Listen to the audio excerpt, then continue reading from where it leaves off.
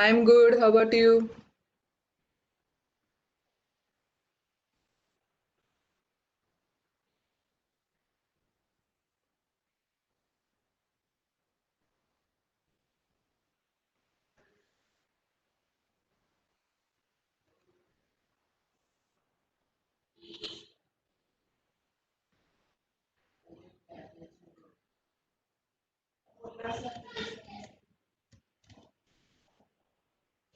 Yes, I'm good. Don't take fear of the examination.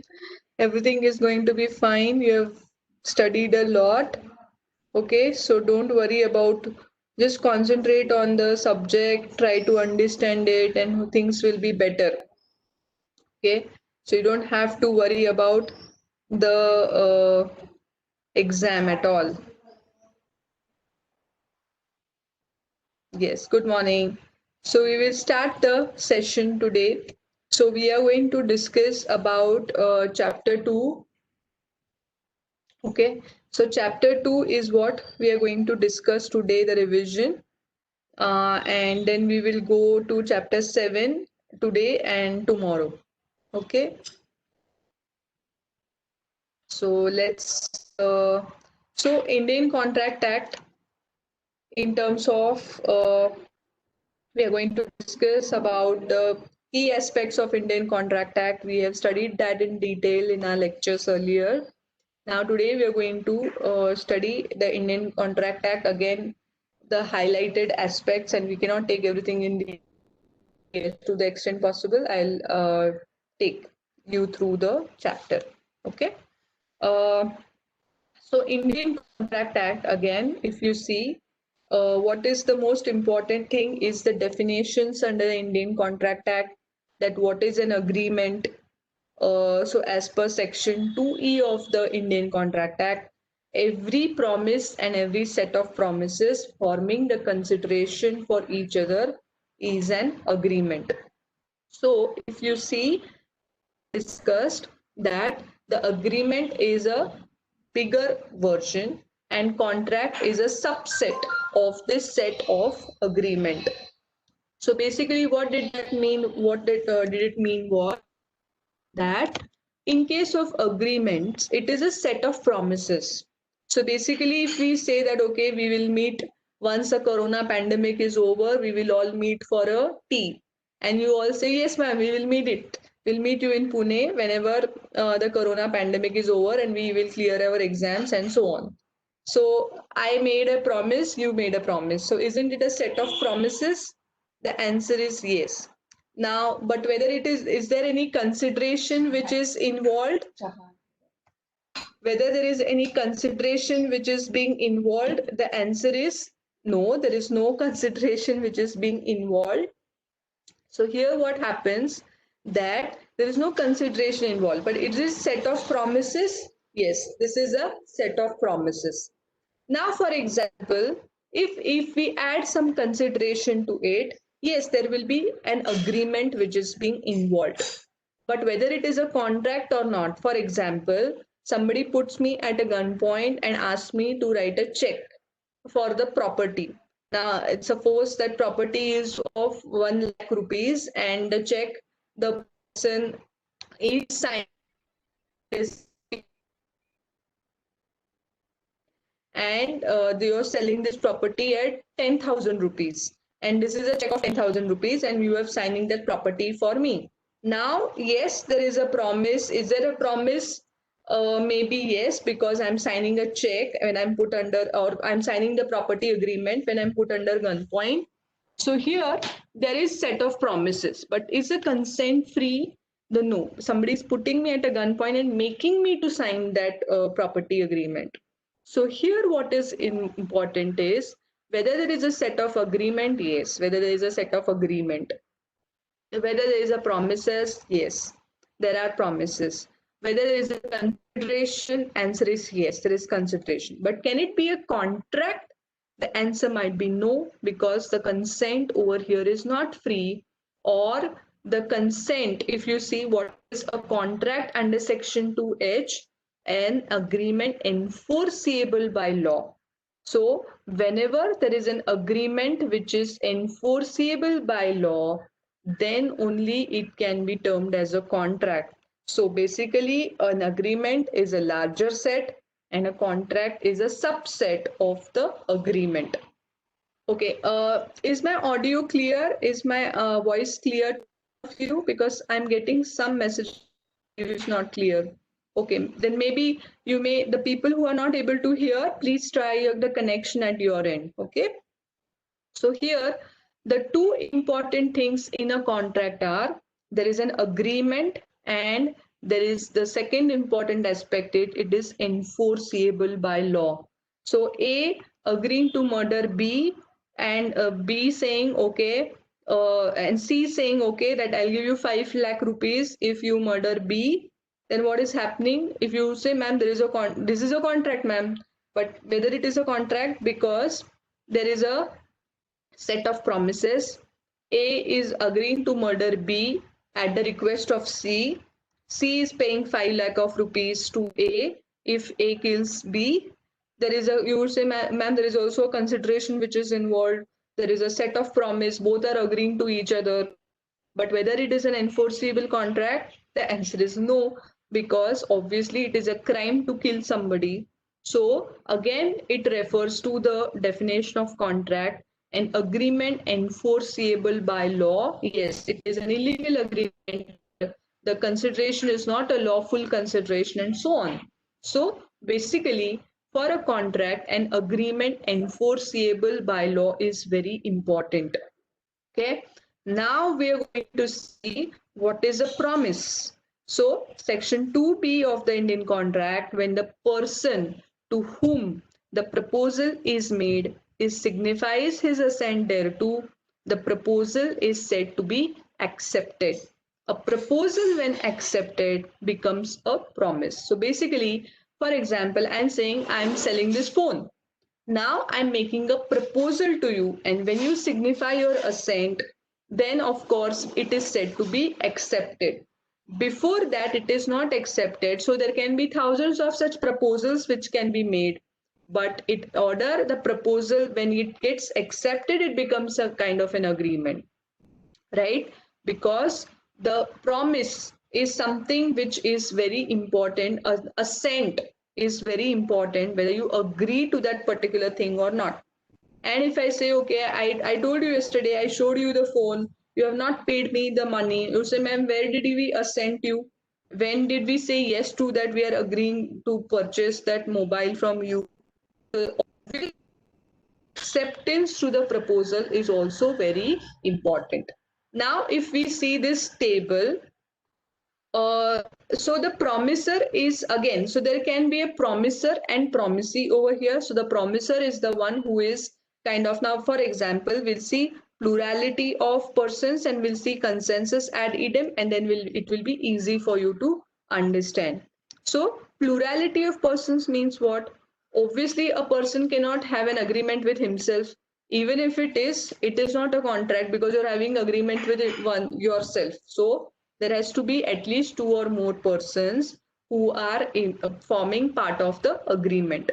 So there must be two or more persons to make an agreement, because one man cannot have a agreement with oneself.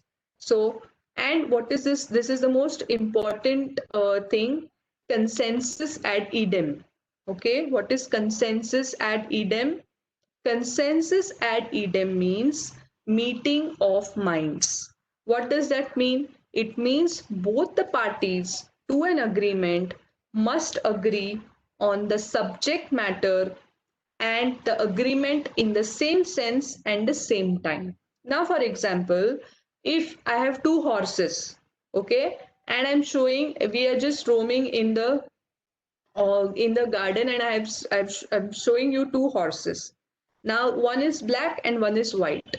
And I refer that, oh, I'm just selling this horse and I'm pointing out to the black horse, whereas you thought that I'm pointing out to the white horse. And I say, okay, I want to sell this horse, and we agree to a price and everything. And then I deliver that horse to you. And you say, oh no, this is not the horse which I had agreed. You showed the white horse. I said, no, no, no, I showed the black horse. So is there consensus at idem? No, there is no meeting of minds because we did not agree to the same thing in the same manner at the same time, right? I was referring to the black horse, whereas you thought that I was referring to the white horse.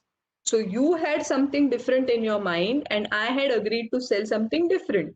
So because of that, there is no consensus at idem, there is no meeting of minds which is involved.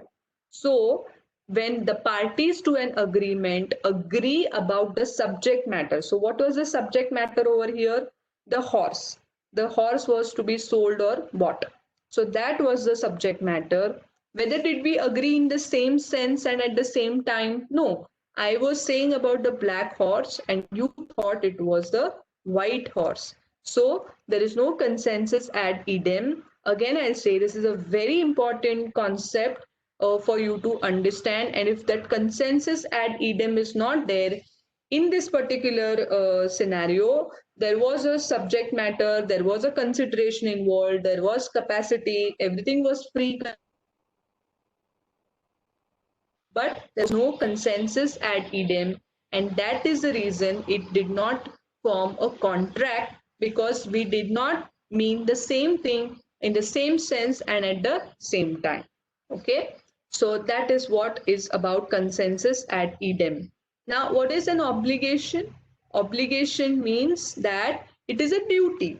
Now here, for example, I decide to buy 100 TV sets from you now, and we agree on that, okay, fine, each TV set will cost me 10,000 rupees, and likewise I have agreed to buy 100 TV sets from you.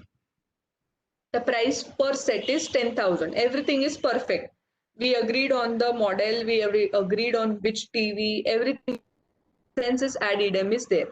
Now what is an obligation for me? The obligation on me, or duty on me, is to pay the 10,000 rupees for every TV set. That is an part. What is an obligation on your part? The obligation on your part is to sell, is to deliver that TV set. Yes, to sell all the TV sets to me as per that agreed model, as per that agreed number, and as per, if I say, okay, put it in the godown which I own over here. So your obligation or your legal duty is to deliver on time, on the date which we had agreed, and at the particular place or go down in which I had agreed to accept the delivery of the TV sets. So, what is a legal duty? An obligation, or this is an obligation on your part, and the obligation on my part is to pay the amount which we have agreed per TV set. So, an obligation is a legal duty to do or abstain from doing what one has promised to do or abstain from doing. So, a contractual obligation arises from a bargain between the parties to the agreement, who are called the promisor and the promisee. So, I hope you get it, that who are called the promisor and promisee in this agreement.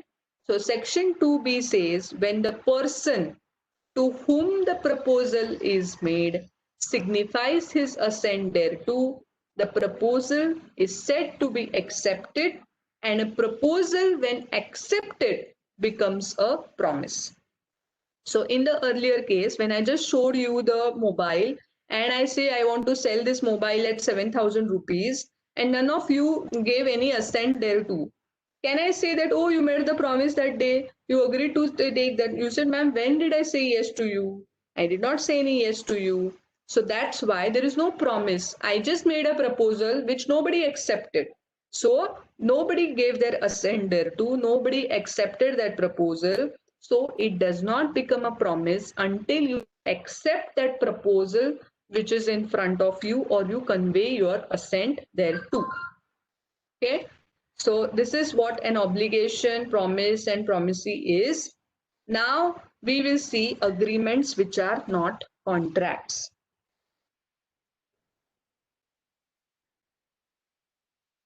In case if there is no consensus ad idem, there is no contract itself. because you cannot say that there is an existence of contract, right? So if there is the contract itself is not there, so you cannot say that there is a contract in place, so it becomes like an antithesis, right? Because we did not agree to the same thing in the same manner and at the same time, so there was no consensus at Eden. Now, agreements which are not contracts. So, agreements in which the idea of bargain is absent and there is no intention to create legal relations are not contracts. So, the same example which I gave you, where we agreed to meet at a coffee or a tea for that matter, is not a contract. The reason being, there is no legal intention to create a legal relationship. So basically, since there is no intention that we are creating a legal relation, it cannot be a contract. So, for example, if your father or mother gives you 5,000 rupees as pocket money every month, one of month your father says, no, I'm not giving you this month 5,000 rupees, you will get only 2,000 rupees. Can you sue your father for that, no, not giving 2,000 rupees? The answer is no, because there is no intention from your and father's end to create any legal relationship. There is no intention to create legal relation. It is just out of love and affection your father is giving you the pocket money. But in another scenario, if you want to sell your property to your brother, okay, and your brother has agreed to purchase that property from you, and both have agreed that okay, this is the property which I own or a flat which you own, and the brother has also agreed, okay, I will purchase that flat, and the flat value both have you have agreed is 40 lakh of rupees, and he say, okay, I'll give you an installment. So it is very clear of how the transaction will go, when you will deliver the possession of that flat. Now here, can you say that no, there is no contract? What would you say? No, you cannot say, because there is an intention to create a legal relation. The contractual relation is what you are intending from each other. When you are selling flat and your brother is wanting to purchase it, so there is an intention to create legal relation between both of you. So that will be definitely a contract, but the earlier instance will not be a contract. So, an agreement between two persons to go together to a cinema or for a walk does not create a legal obligation on their part. So, if your friend ditched you for not coming to a cinema, you don't worry, you will not be able to sue that friend because he ditched the plan to not come to a cinema, because there was no legal intention created amongst yourself that you are intending a legal relation. So, it is not a contract. And similarly is a domestic arrangement between husband and wife in Balfour versus Balfour case we discussed. Then what are the consequences which we saw? In order to constitute a contract, there must be a legal intention to create a legal relationship. Okay. Agreement is the genus of which contract is a species, and therefore this is a very important statement. Please remember this. All contracts are agreements, but agreements are not contracts. Okay. What are now? This is again a very important section, section 10 of the Indian Contract Act. Uh, Elements of a valid contract. Now, what are these elements? This section 10 is a very important section for all of you, because this explains when a valid contract can come into existence. You will have to remember now, like I told you, since you will be a law student, you will be studying so many laws like company law, because I'm not just saying you that you will be only from a CS entrance test perspective, but I'm sure all of you are going to pass and then you're going to go to the next levels. So in the next levels, again, you will be having many laws in that. So all the laws have section numbers. So if I just say some and some, you say, ma'am, where it is written? So I will have to tell you. Section 10, this is the case. So likewise, it is better you start getting habituated with the section numbers. So just don't focus. I know your exam is very just nearby, But also I would say, also this is important that you start understanding which section says what and start inculcating the habit of sections. Okay, this will take you very long because I don't want that we are just focusing on entrance test. Yes, entrance test is there, but you're going to go to the next levels of CS exam as well, and you're going to be CS as well, right? So let's start remembering. So Section 10 of the Indian Contract Act provides, now just concentrate, it's very important. All agreements are contracts if they are made with free consent of the parties. So what is an important ingredient? Free consent of the parties, competent to contract, lawful consideration, lawful object, and are not expressly declared as void. So all these are an essential ingredients of a valid contract. Again, I'll repeat, what are the valid contract essential elements? There is a free consent of the parties. The parties are competent to contract. There is a lawful consideration. There is a lawful object, and it is not expressly declared as void. Okay, so all these are very essential ingredients of a valid contract. In order a contract should be a valid contract, these ingredients should be there. Now we will see in detail what are the further aspects to it. So yes, I'll explain. Okay, what is void? Just in the flow. So the first thing which is important is there is an offer or proposal and acceptance. So we saw what is an offer and we saw what is an acceptance. So the word proposal is synonymous with the English word offer. So offer and proposal are the same thing. An offer is a proposal by one person whereby he expresses his willingness to enter into a contractual obligation in return for a promise, act, or forbearance. So just read this section 2A now.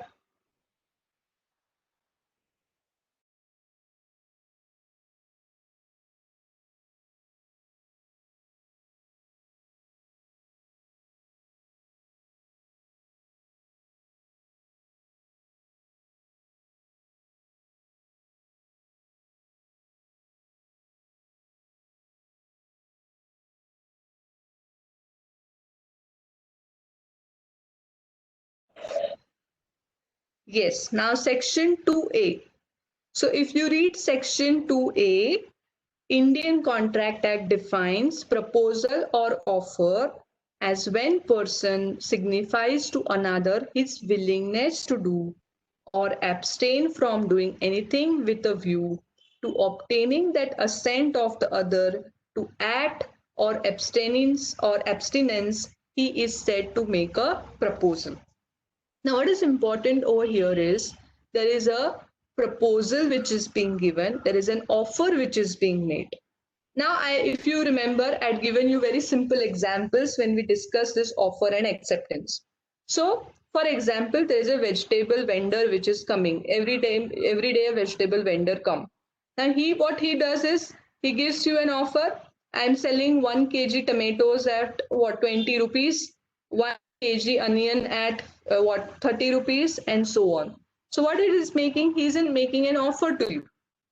Now the offer, what we also see is when one person signifies to another his willingness to do or abstain from doing anything with a view to obtaining an assent, he is said to make a proposal. So here that person is making, now offer and proposal are same thing. Don't get confused with the words. Offer and proposal are same things. Yes, aunties, there is one person who is mentioning aunties usually make a counter offer. Perfect. So whether that acceptance is being given, if for example one auntie says now there is a vegetable vendor and an auntie says no, I am not going to buy this at 20 rupees, I'll buy it at 15 rupees. Now, is there an acceptance to this proposal which the vegetable vendor made? Answer is no. because that auntie has made a counter offer to the offer. So now she is giving an offer that I'll buy this vegetable at 15 rupees, for example. So the original offer that person gave got rejected, right? The offer got rejected, and since the auntie did not accept that offer got rejected, that auntie made a counter offer or a new offer. So this is what is important. And when, okay, finally the vegetable and the auntie A agrees that, okay, fine, I'm purchasing the vegetable or the tomatoes at rupees 10 per kg, and both the both the parties agree, then there is a consensus at Eden. So one person is making an offer and the other person has accepted that offer. So the rules governing the offers are: the offer must be clear, definite, complete, and final. So what does that mean? It means that if you are making an offer like, okay, I'll sell this 100 kgs of goods at rupees 1 lakh. Is this offer complete, definite, clear? The answer is no. You would say, ma'am, okay, you're selling goods, but which goods? Are these like garments, or are these TV sets or mobile, or what it is? Refrigerators, what 100 goods are selling? Are there books which you are selling? So the offer is not clear that what exactly I'm selling. It is not definite that when I'm selling, I'm just saying I'm selling this. But when? In a month's time, in a year's time, today, tomorrow. When is that exactly? Whether it is a complete offer? No, it is not a complete offer. And whether it is a final offer? No, because you don't know exactly what I'm selling, though how it can further create a complete and a final offer. So if I say that, okay, I'm selling the Shaniwar Vada, is this a possible offer to sell? No, I cannot sell Shaniwar Vada for any, because that I don't own it, and it is not a saleable item. So the offer is again vague. It cannot be completed. So this all things are very important in case of offer, and similar such rules apply to the acceptance as well. Okay, in case of acceptance also, most of these rules of governing offers are available and same are applicable. So another thing is, offer must be communicated to the offering. The offer must be communicated to the offeree. An offer becomes effective only if it has been communicated to the offering, so as to give him an opportunity to accept or reject. So if I say that I'm selling 10 books, and I did not communicate you that what is the offer about, how much money I'm charging or anything like that. So I did not give you an opportunity, and I just sent the book to your address. I said, ma'am, when did I accept, or when did you communicate me that you're selling the books? You did not communicate me that you're selling the books. Now you just sent me that books. So that is why an offer must be communicated. The communication offer may be made by express words, oral or written, or it might be implied.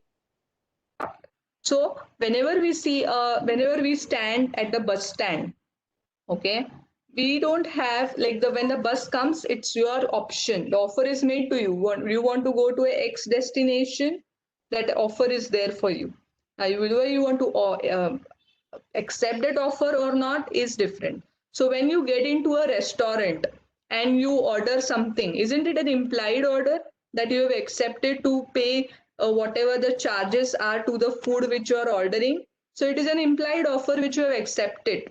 That when you enter into the restaurant, or when you enter into a bus stand and enter a bus which is going to a destination X, you have made an offer, and that offer is being made and you have accepted that offer. So this is again important from the offer rules perspective. The communication of offer may be general or specific. So when an offer is made to specific person, it becomes a specific offer. So if I make an offer only to one of you, it becomes a specific offer. If I make to everybody, it becomes a general offer. When does the offer gets lapsed? It is not accepted and within the specified time. So whenever we say that, okay, now for example, if there is an offer that within 30 days, like within 31st of August, you can purchase this furniture at 10% discount. Okay, so what it is a specified time offer that within after 31st of August you go, you will not get a discount. As simple as that. So it is a offer made within a specified time. It is not accepted in the, so if that after 31st of August the offer gets lapsed, it is not accepted in the mode prescribed. So if it is asked to put an email or SMS, then if you don't send that SMS or send that email, then of course that offer acceptance is not made in the prescribed mode. The offeree rejects it by distinct refusal to accept it. Offerer or offeree dies before acceptance, or if there is a condition. Now for example, if I say that I'm going to sell this laptop, but it has to be only a student, and then only I will sell this laptop to a student at say 25 rupees, 25,000 rupees. So the condition which I'm putting is that I'm going to sell this laptop only to a student. Okay, so here, since I'm saying that this is a condition, if you are not a student and you're just a professional, I would say no, I'm not selling you, because it is a condition which I've put to an offer. So that is what a condition means, and it needs to be accepted and fulfilled. So this is then the revocation of offer. We said that offer may be revoked by the offerer at any time before acceptance. Before you accept, you can revoke the offer. An offer given to open for a specified time option is not binding unless it is supported by consideration. So what does this mean is that whenever, for example, you hear, right, that Apple is giving 10% discount at Apple stores. Now, before you get into an Apple store, they withdraw that offer. Can you say how can you withdraw that offer? You had mentioned that till 20th August the 10% discount is there. So now you're revoking. Revoking means to take back. Revocation means to take back. Okay, so you cannot say that how can you withdraw or take back the offer which you were giving, because there was no consideration flowing from your end, and that's why an offer to keep open for a specific option is not binding unless it is supported by a consideration. Okay, so we are now moving to, okay, guys, if you can ask questions only to the topic which is going on, I guess that will be better, because if you random ask what is arbitration and you ping me 100 times, it's not going to help, because we are not on arbitration right now. Okay, so let's focus on the topic which we are discussing. I'll give you again 10-15 minutes so that we can discuss what we have left out or we could not cover out. That's fine, but let's focus on what we are discussing right now. So we saw lapse of offer. Now acceptance, we have seen that a proposal when accepted becomes a promise. So this is what about, we have also discussed about acceptance. The most important thing which you have to remember is in acceptance is mere silence on the part of the offeree does not amount to acceptance. And a simple example is, again, I'll give you the same example. If I'm selling, show my laptop, this is a laptop which I'm selling, and none of you responded anything, can I say, oh, you accepted the offer because I showed you the laptop on the webinar, and I also mentioned the completeness that it is a Dell laptop with so and so inches and so price and at so and so time I'm selling, but none of you responded to it, and would I can say that okay, you accepted my offer? The answer is no, because the reason being mere silence on the part of the offeree does not amount to acceptance.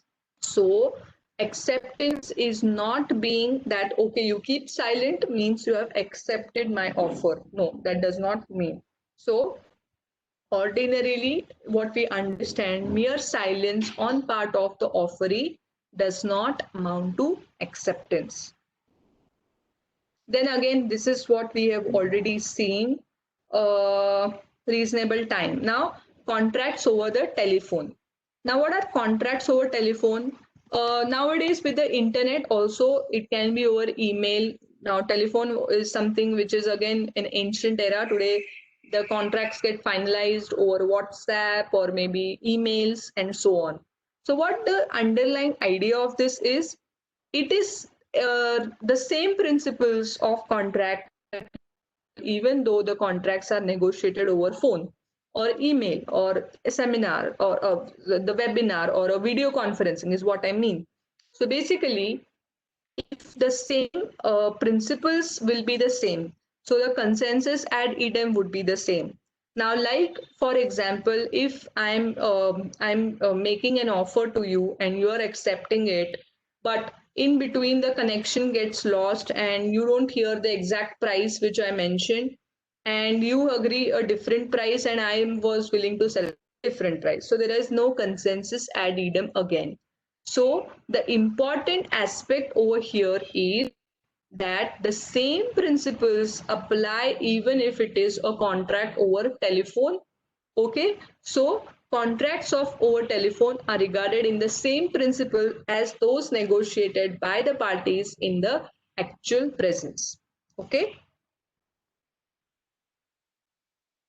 At the desire of the promisor. So this is again as per the Indian Contract Act what happens, and what happens as per the English law is the discussion over here. We'll move on to privity of contract. Yes, so like I told you, it is not mandatory that a contract has to be in writing. Okay, there can be oral contracts as well. So contract, if you see the definition of contract, does it mention it has to be a contract in writing? Is no. But yes, it has got its own advantage if it is in a written contract. Like there is no dispute that I did not say this, I did say this, or this is your obligation. So it is ideal that the contract should be in writing, but it is not a compulsion that a contract has to be in writing. Okay. Yes, now we are going to discuss privity of contract. Now, in general, like for example, if there is a contract between A and B, simple contract, A agreed to sell 10 ovens to B at a price X. Okay. Now, can some C bring in an action against Mr. A or Mr. B? The answer is no. You would say, why are you coming in between? You are not a party to a contract. The contract has been agreed between A and B. How can Mr. C come and just sue somebody or just say, why have you not paid or why have you not delivered the ovens and so on? This is exactly what we are trying to understand about privity of contract. So, privity of contract means a stranger, a person who is not a party to a contract, cannot come and sue somebody else in the contract. So, it is the right. Now, who can sue if Mr. B does not deliver the ovens to Mr. A? So, it is Mr. A's right to sue Mr. B. It cannot EFG who can come in and sue Mr. B for not delivering the ovens, right? So the core aspect is the parties to a contract can only enforce the rights against each other. And that is what exactly what we are trying to understand in privity of contract. Privity of contract mentions a stranger to a contract cannot sue both under the English and Indian law for want of privity of contract, meaning he is not a party to a contract. How he can sue the other person? Okay, so this was in the Dunlop Pneumatic Tire Company versus Selfridge Limited, which we saw that when the tire company is not party to a contract, how they can say sue that another person just because that price which they had agreed with the person B, for example, and Mr. B does not charge the same price to the customer. Can the tire company sue the customer? No, because there is no contract between the tire company and the customer. The contract is between the wholesaler and the customer. So, a stranger, a person who is not party to a contract, cannot sue under that contract to the other person, if even if he has not fulfilled his obligation. So in this case, like in the case which example I gave you, that ovens are not being delivered by Mr. B. So Mr. C, who is not a party to a contract, cannot sue Mr. B because the ovens are not being delivered. It is only the proper party, what we call, or a proper party is Mr. A, who has been entered into a contract with B, and only Mr. A can do so, not Mr. C, who has nothing to do with the contract. Okay, so that is what is called as privity of contract.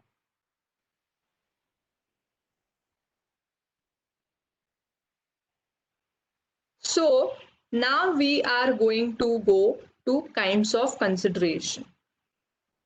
Guys, we have to cover a lot of things.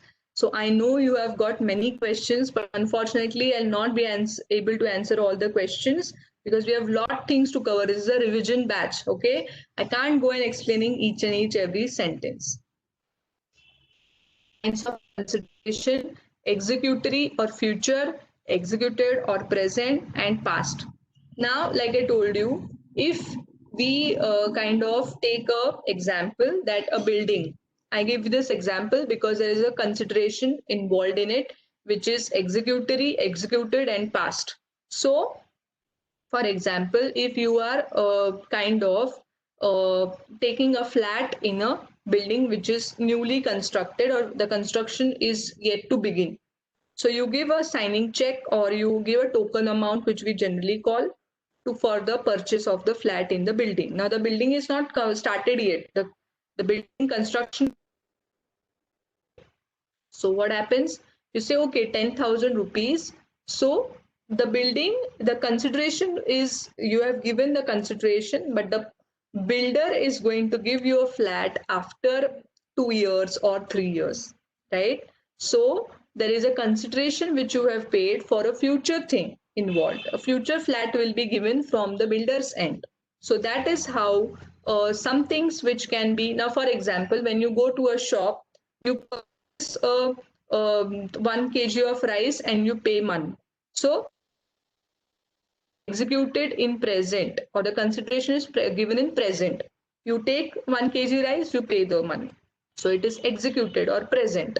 Past means something which you had agreed in the past. Now, for example, you don't have money. You say to the shopkeeper, please give me the rice, I'll pay you tomorrow, right? So it is something which you are, the consideration which you're paying the next day. You're not paying it right now, you're paying it next day. So, but it is an act in the past. So yesterday you had purchased the rice, which you are paying it today. So that is how considerations can be executory in future, it can be executed or present, and it can be in past act or forbearance of the past act. Now, what are the rules governing consideration? Now, every simple contract must be supported by a valuable consideration. Otherwise, it is formally void, subject to some exceptions. Meaning, if the market price of, say, for example, a particular machine is 1 lakh rupees, but the seller is willing to sell the machine at 50,000 rupees. Can you say the consideration is not adequate? No, that doesn't mean, even if the market value is 1 lakh, but he is willing to sell at 50,000, that's fine. So it need not be a valuable consideration. So if he is selling at discount, that is his own choice. He is not put under gunpoint and then he is selling at 50,000. He is really willing to sell it at 50,000 rupees. So that's why there need not be valuable consideration. There has to be some consideration involved. What is consideration? It is an act of abstinence or promise. So you're foregoing something or you are getting. So you are giving money, you are getting something. So there is an act of abstinence or promise. Okay. There must be mutuality. Each party must agree to do something. Otherwise, it will be charity. For example, if you are just giving 10,000 rupees to a school donation, what we typically call donation, you don't expect anything return out of it. So that's why you cannot call it as a consideration, because, and that's why we call it as a donation or a gift, because There is nothing coming from the other side or a other party. There is no promise or act or abstinence, forbearance, action from the other party. You're just giving money. It is not consideration because you're giving a money in charity or free. So then consideration must be real, not vague, indefinite, illusory. So to stop being a nuisance to his father being vague, there is no consideration involved. So something very vague, like an offer, something very vague cannot be a consideration as well. Consideration must have some value, need not be adequate, what we discussed. Consideration must be lawful, it should not be illegal. Like if I say, okay, I'll give you some old 500 rupees notes in the time of demonetization, then of course it is legal consideration which is involved. Consideration must be something more than a promisee is already bound to do. So if I'm bound to do something, I can't say that, oh, this is a consideration. No, I'm already bound to do something for you. So it cannot be a consideration. So what we have seen, a consideration is an important element of a contract. Now understand, you may get such MCQs where either their consideration is not there or consideration, if it is falling in the exceptions, then yes, consideration is not required. But you may get such MCQs where they have not mentioned consideration is being paid. It is just a charity work which is being done. So whether it is a contract or question to you to identify. Okay, so such kind of MCQs would be there. Please understand the principles which we saw yesterday. Okay, so the same, these are the act which is being governed, the principles which you have to understand. Okay, based on these principles you will get the questions. That application of that principle has to be there. Now it might be a vague offer which is being given. He gives a vague offer. You have to apply these principles of offer, of acceptance, of consideration, and then you have to solve your questions of MCQ. Okay. Now when there need not be any consideration. Ma'am, consideration may move from promissory or any other person. I'm not getting understand. Okay. So like I told you, consideration can be coming from the, now if we will see what are the, okay, let's first concentrate on, I'll take all the questions, okay, because then the flow unfortunately gets a problem, then others will not understand. So when is the consideration not required? Consideration is not required when it is a contract expressed in writing, registered out of natural law. So a father giving a gift deed of a property to a son, where it is in writing and it is registered, then it is no consideration is required. So there need not be any consideration flowing from the son to his father, because the father is made it in writing and registered deed. If it is made to compensate a person who has already done something voluntarily for the promisor, so A's house is at fire and B helps him and gives some money to the fire brigade and just helps in getting sorted the fire which is the building is at. So here he has done voluntarily or done something which the promisor was legally compellable to do. Now if he's a caretaker, he is legally compellable to protect the property. So here consideration is not required. If it is a promise in writing and signed by the person to be charged therewith, barred by the law of limitation. Law of limitation, again I'll explain. Law of limitation means done in certain times if you have to take a legal action if the other party does not do it. Now, if it is a contract under which somebody is payable to you, you can't come after 40 years and say, oh, you had to pay me under this contract and now you have not paid. So the law of limitation means there is a period which is being prescribed under the Limitation Act, that within which you have to take a legal action. If you do not take that legal action within that period, which is generally 3 years in a case of a contract, then of course you cannot further say, oh, you did not give me that money which he was payable under a contract. So if that limitation period has gone, okay, like 10 years have lapsed and you have not taken a legal action, and that person was supposed to pay you something, and now that person makes a promise in writing that, okay, I'll pay you that money, then of course no further consideration is required for that. Agency contract, and in case of actual gift made, no consideration is necessary, even though the person is not a person of a natural love and affection, that is, he's not your relative. Now, what are flaws in contract? This is again a very important thing. The agreement may be treated as of no effect, and it will be then known as void agreement. So flaws in contract. What are flaws in contract? Means there are problems. In simple language, if I have to explain, there are flaws means there are issues in the contract. There are some problems in the contract by which the contract may have a different effect. Okay, it may have a different effect because there are some problems or issues in the contract. Now, what are these? First is the void agreement. Void agreement, we saw, it is nullity of contract.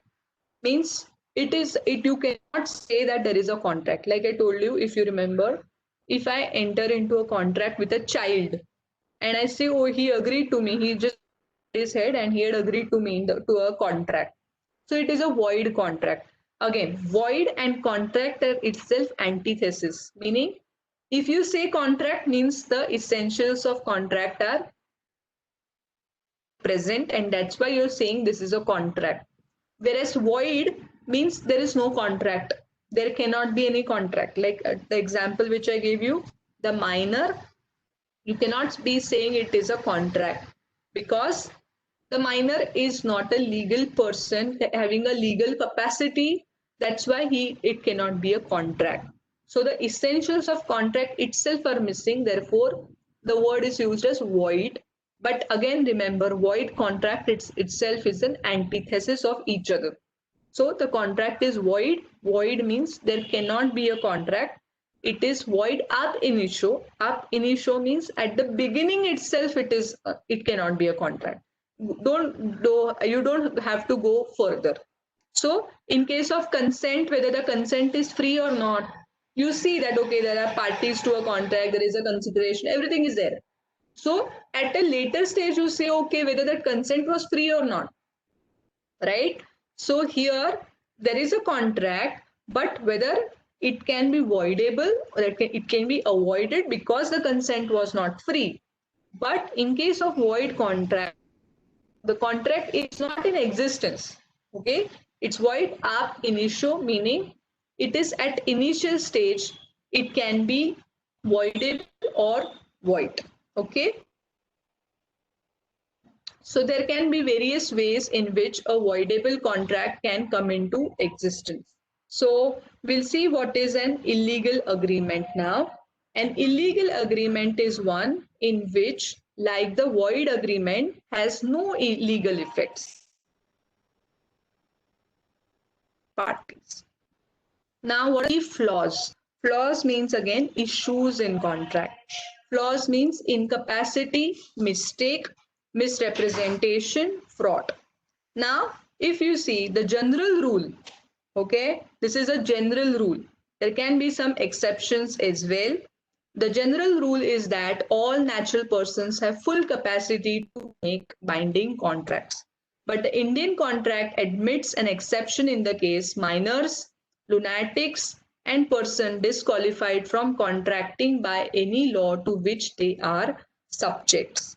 So these persons are not competent to contract. So what happens? Section 11 provides every person is competent to contract who is of the age of maturity according to the law and who is of sound mind and is not disqualified from contracting by any law to which he is subject. So the valid agreement requires both the parties should understand the legal implications. The legal yardstick to measure maturity according to the law of contract is that both parties should be mature and sound mind, and if not, the law would presume that the maturity of their mind has not reached to the extent of visualizing the pros and cons of their acts hence a bar on minors and lunatics' competency to contract. Okay, so that is what is that they don't have now. Why? The reason being they don't know what are their rights and obligation, what is right for them, what is wrong for them, whether that is the right thing to do or not, and so on. Natural person means like you and me.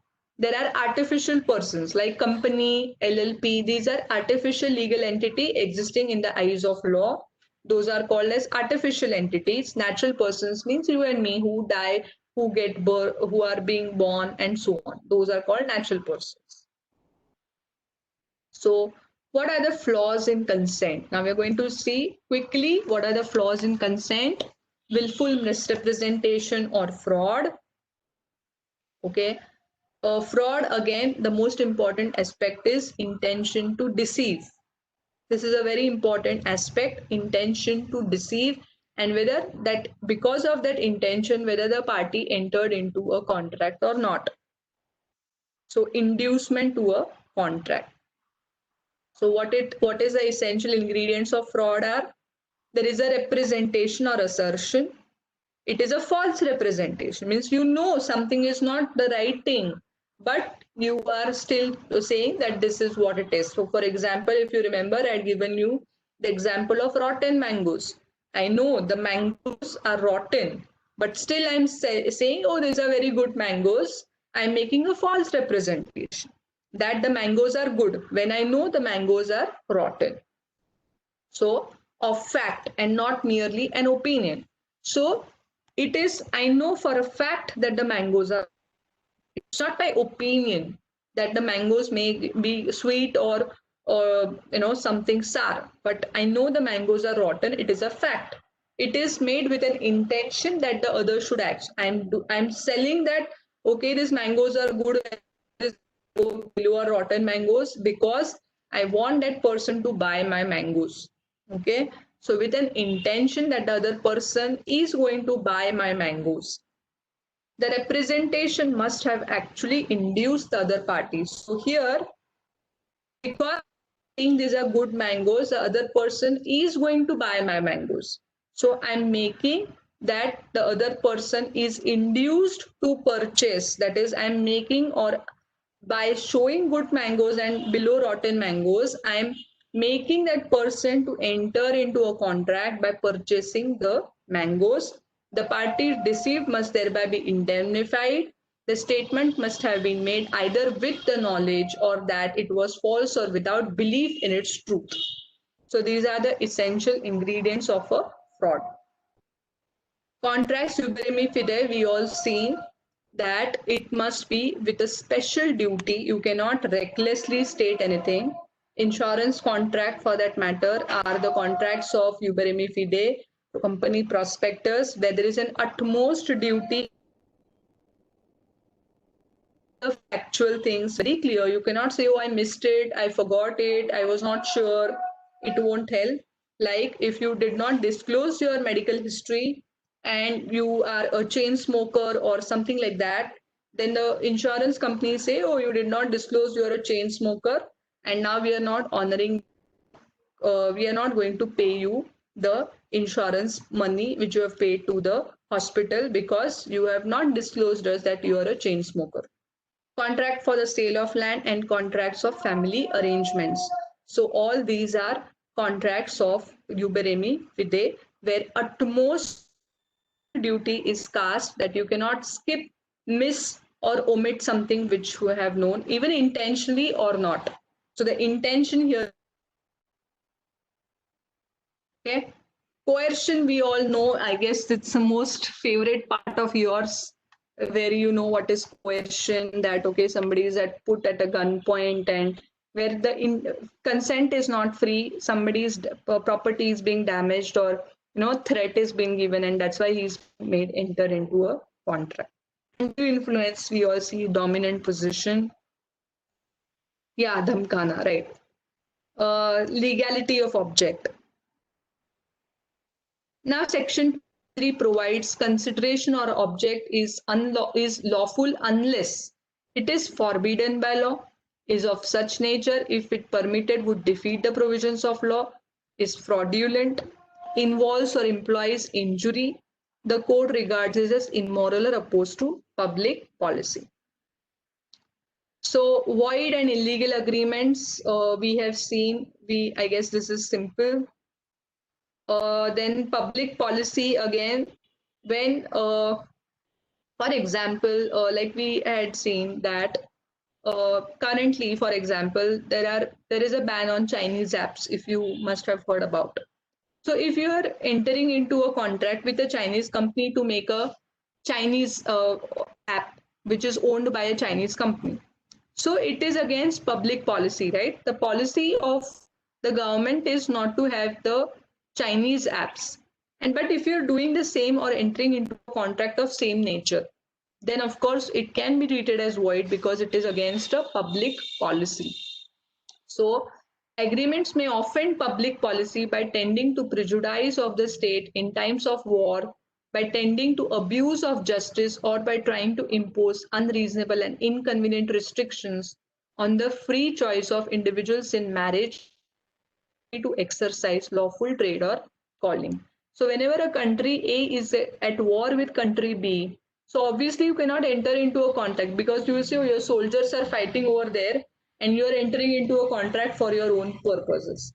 So that's why it is treated as opposed to public policy. So the agreements which are treated as void being against public policy, but they are not illegal. So there is not illegal, but because of public policy, they are void. So in rights in restraint of marriage, brokerage, marriage brokerage, or agreement in restraint of personal freedom, agreement in restraint of trade. Wagering agreements. Now, what is wagering agreements? Means a bet. We all know, right? Betting is what is called as a wagering agreement. So India versus Sri Lanka, India loses the match, you pay me $100. India wins the match, I'll pay you $100 or whatever it is. So basically, wagering is upon an event which is happening, and there is a gain loss. That is, a party is going to win or a party is going to lose. So that is called as a wagering. And betting, of course, is not. Wagering agreements are void, and the discussion is already in. You can go through it.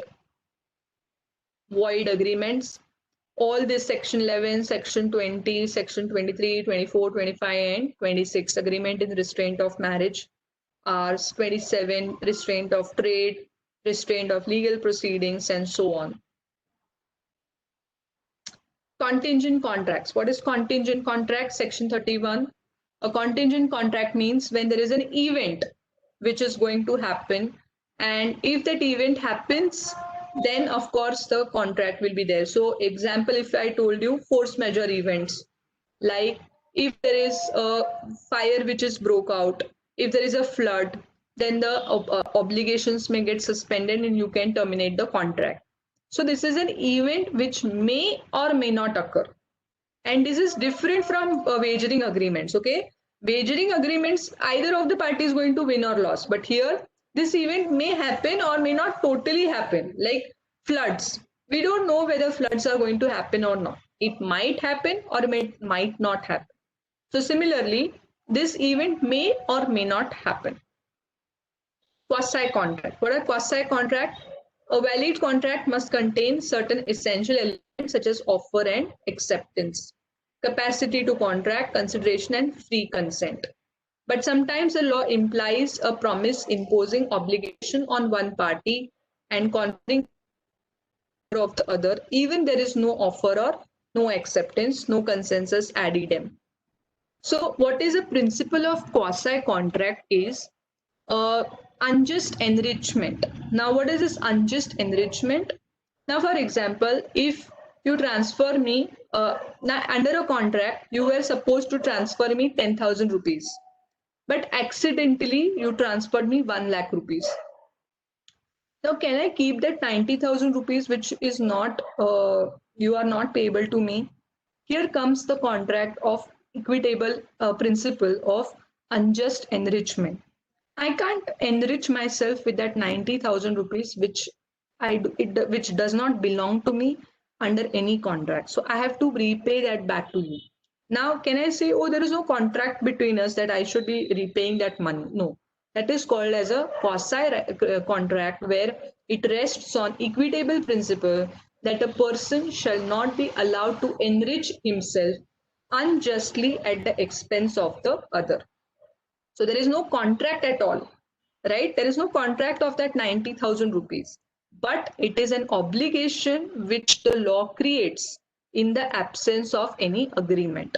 So when the person in possession, any person is in the possession of other person's money or its equivalent, under such circumstances, that in equity and good conscience, he ought not to retain it. So that 90,000 does not belong to me, right?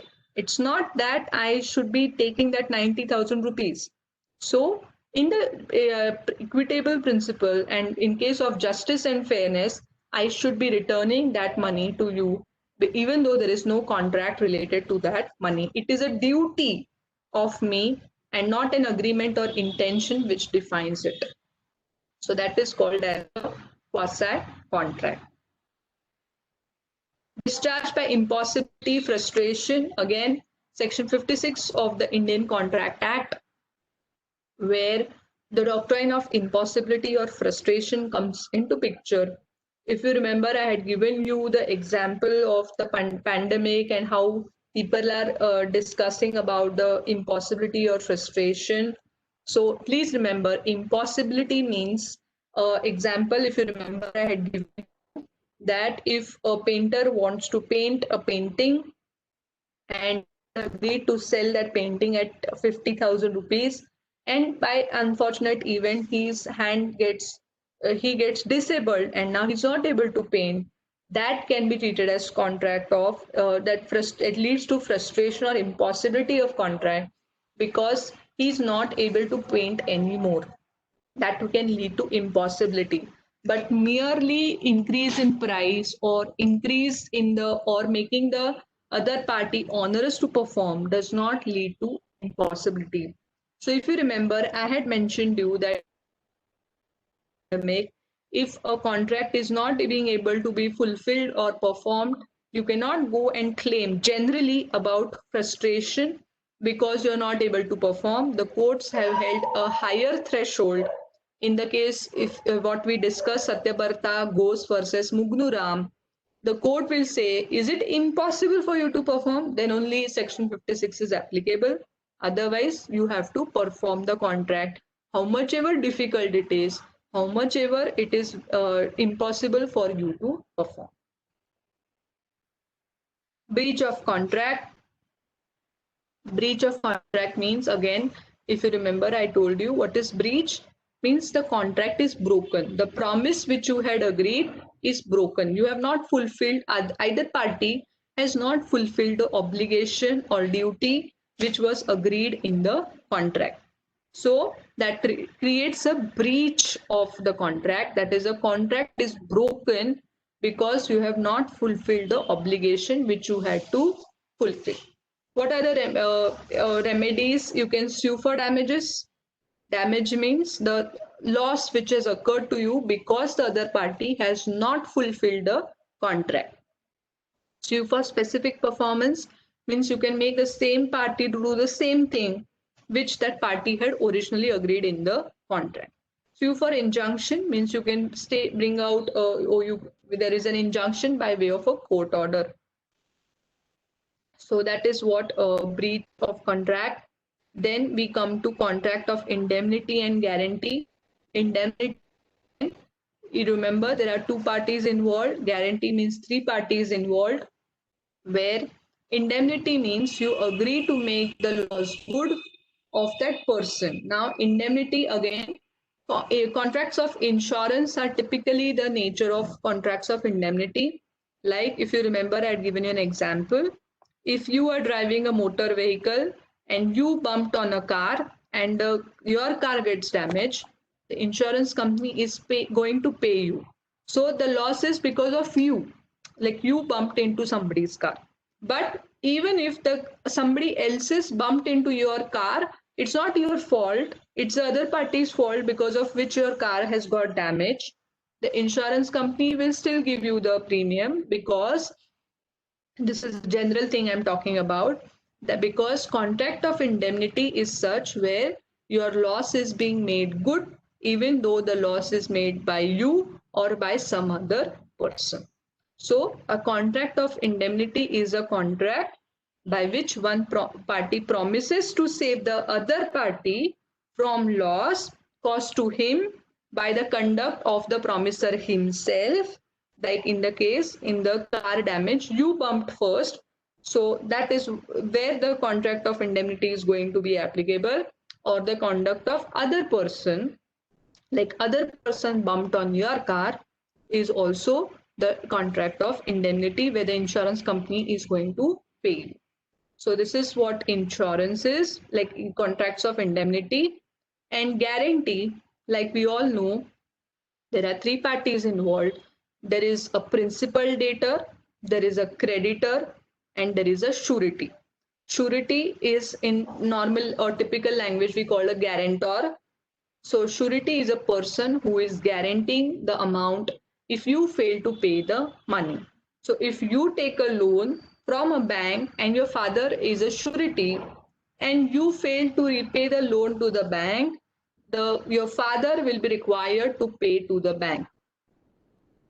Three parties involved: principal debtor, creditor, that is a bank, and your father, who is a surety. So this is about contract of indemnity and guarantee. Law of agency.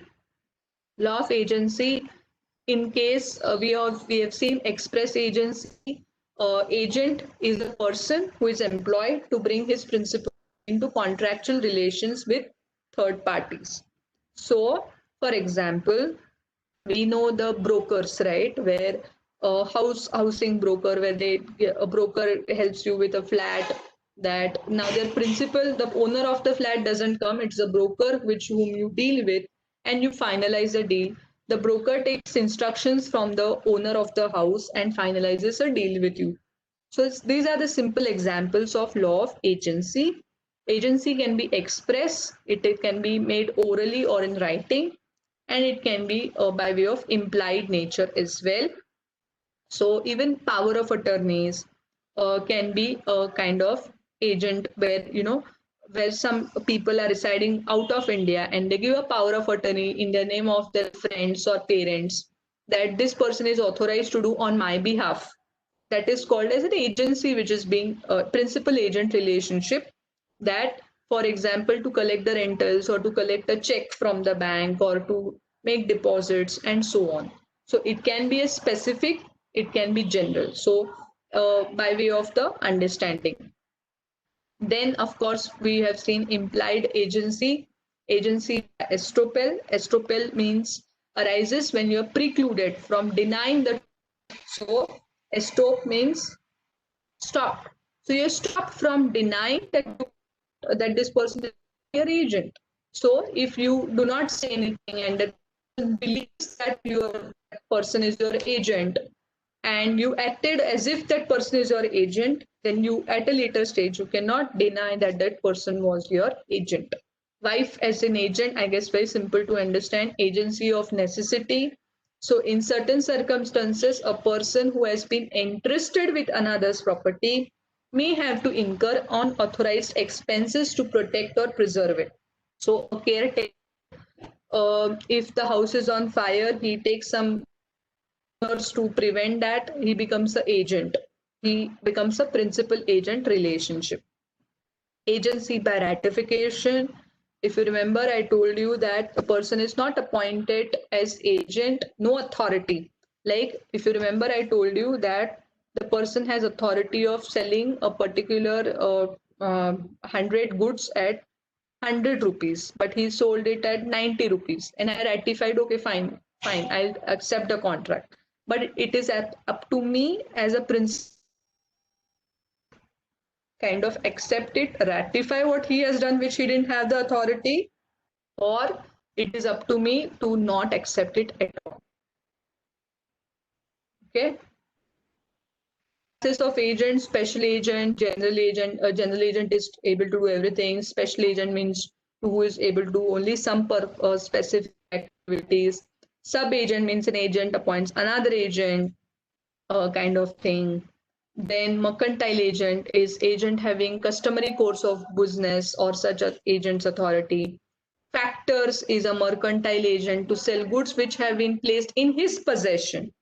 Okay, that is important. Broker is a mercantile agent to make contracts for the sale purchase of goods. Del credit agent, so the difference is he gets an extra remuneration, guarantees to his principal that the purchaser who buys on credit will pay for the goods they take. Auctioneer, all of you know. Partners, you know. Bankers, you know. So this is about duties of agent. He must act within the scope of authority. In absence of express instruction, he must follow the customs prevailing. He must take reasonable skill and diligence. He must disclose promptly any material information. He must not disclose confidential information. He must not allow his interest to conflict with the duty. He must not make secret profits and not delegate his authority. Rights again is simple to understand. And termination, it is as simple as how the contracts get terminated by performance, that once the performance gets over, the agency is terminated. Agreement, as per the agreement, as per the expiration period, 2 months, 3 months, agency, insanity, insolvency, destruction of subject matter, section 56, impossibility, that is renunciation and revocation. Okay, so this is all about. And e-contracts, electronic form of contracts, is also valid, and it's as good as per as recognized under the Information Technology Act. Okay, so this is all about contracts, and I'm going to take another chapter which is 7 also today, and then we'll be seeing torts tomorrow, and again chapter 7 tomorrow. We'll be taking torts and chapter 7 tomorrow again. So let's open chapter 7.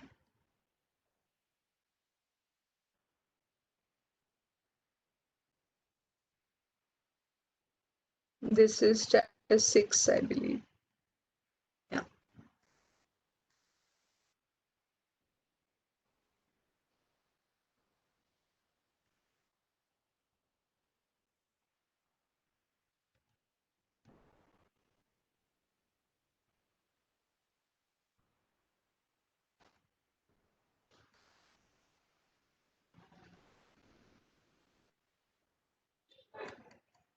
Okay, 220, great.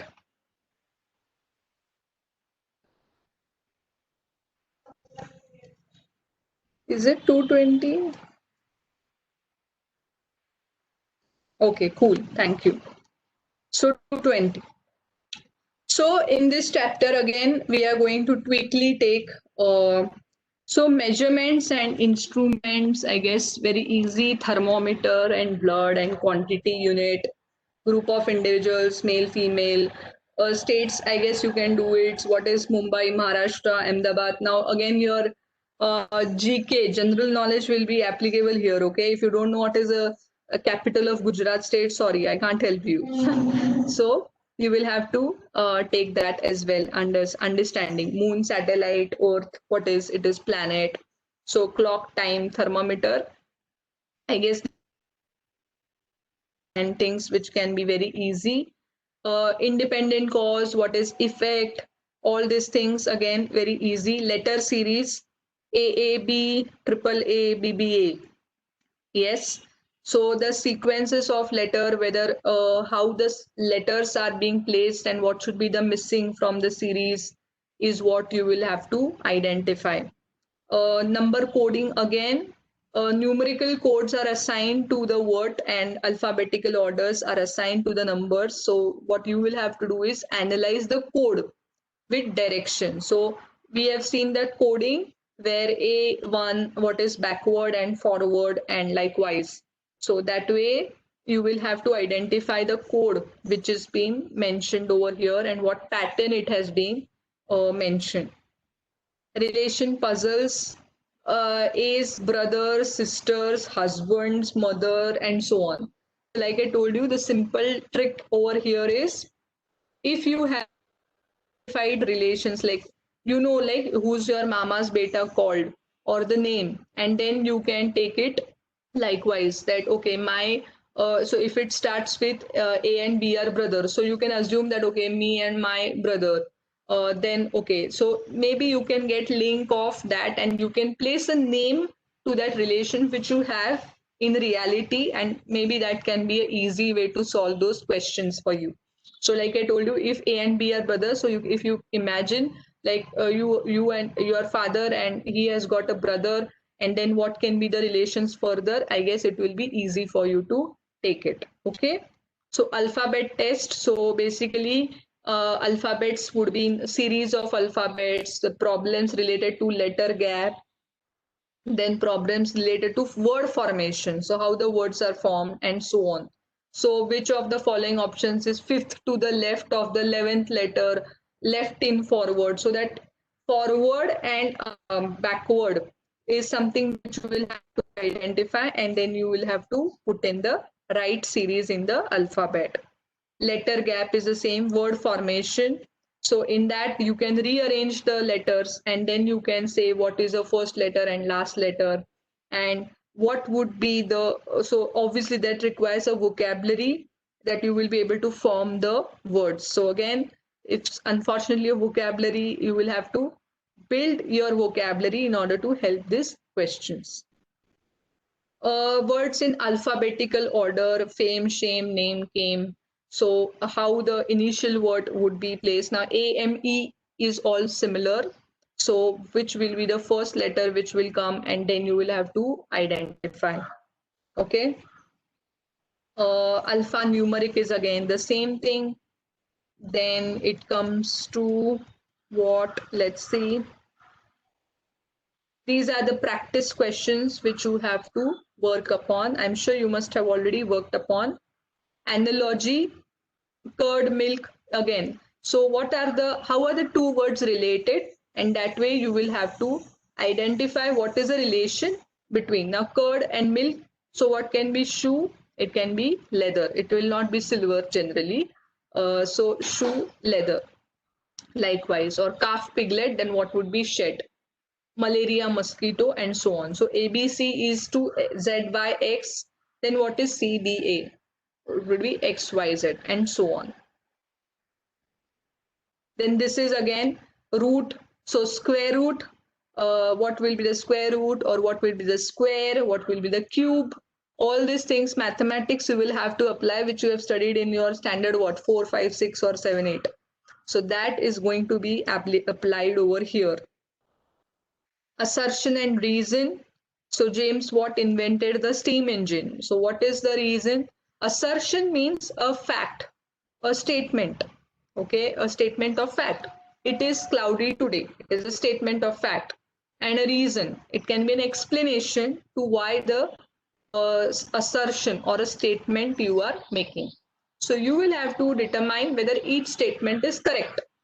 Okay, if both the statements have to determine whether the reason which is being mentioned, does it support the statement or not, and then there will be choices which are given to you. So James Watt invented the steam engine. It was invented to pump out the water from the flood mines. So they give you options whether A and B are true, whether assertion and reason are true, or is the correct explanation, and according you will have to identify. Blood relations, again, blood relations means you will have to, this is the, if somebody is very weak at understanding relation, this is a chart again for you, that we are used to saying chachi, chacha, mausi, mausaji, and so on.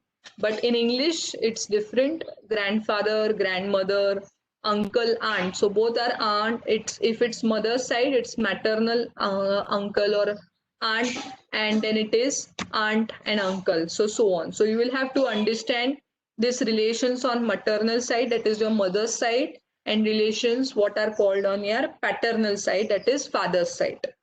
Okay. These are again, you have been taught in your what, second standard, third standard, that what to call your father's father and so on. So you can't ask what is nephew and niece now. Okay, these are the things which you have studied in your school. You should not forget what you have studied in your school. So these are the relations which they have helped you, that this is generation 1, 2, 3, 4. So son, daughter, nephew, niece. So what are the levels?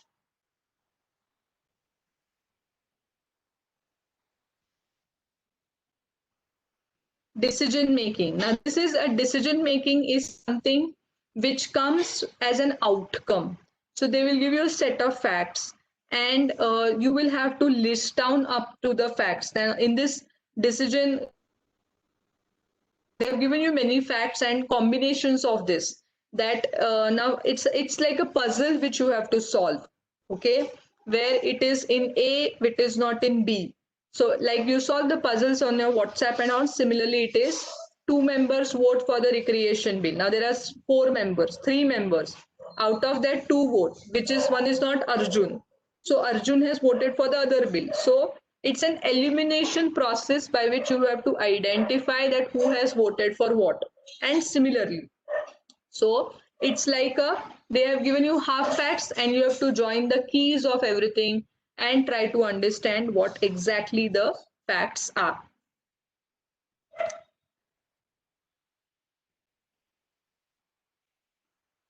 So these are the same things. And what we have further, missing characters. Again, what are the characters which are missing? Again, it is a combination of number, letter, group, and so on. So those are the missing characters which you have to identify. And shapes and figures and what it should be, or what should be the logical sequence. Okay, like grass, curd, milk, cow, butter, what should be the logical sequence, and so on. Venn diagram, again, what is the selection is to test your ability. Basically this will test your ability about the relation some items of a group by diagrams. So and then you will have to identify.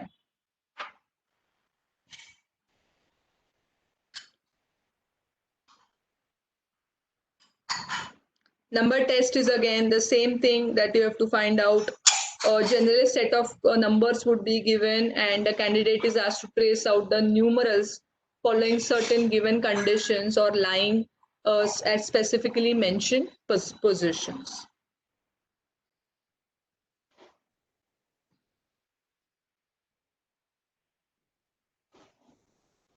Yes, so tellers or liars. Okay, fine. Okay, you want to explain me the concept of truth tellers, liars? Okay, fine. What we can do is, since we have left with couple of minutes, I don't want to explain you right now. What we can do is tomorrow again we are going to see thoughts and some portion remaining of chapter 7, and we can go to the next chapter if we finish this chapter 7. So if you have any doubts, we can take it tomorrow, chapter 7, and in thoughts, specifically thoughts, if you have any doubt, just take a list you can take.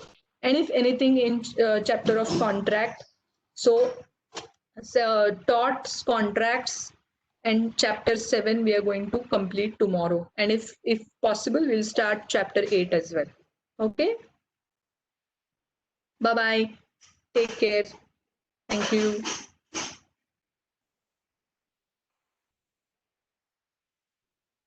Bye bye.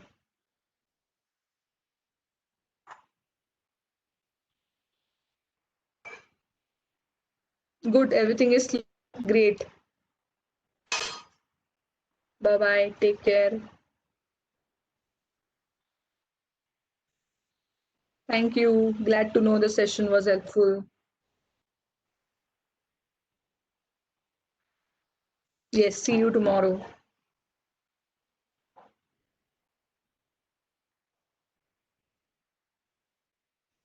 Thank you, glad to know the doubts are cleared now.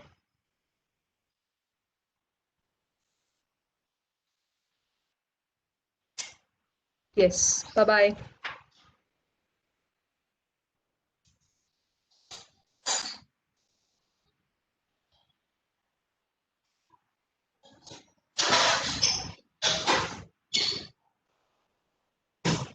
Thank you.